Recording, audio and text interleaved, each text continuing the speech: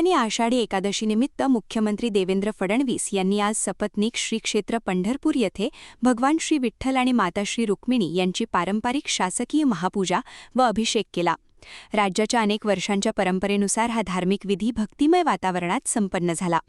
महापूजेनंतर मुख्यमंत्री फडणवीस यांनी विठ्ठल रुक्मिणीच्या चरणी महाराष्ट्राच्या सर्वांगीण विकासासाठी, शेतकऱ्यांच्या समृद्धीसाठी, राज्यात सुख शांती नांदावी आणि प्रत्येक नागरिकाचे जीवन निरोगी, आनंदी व मंगलमय व्हावे अशी प्रार्थना केली।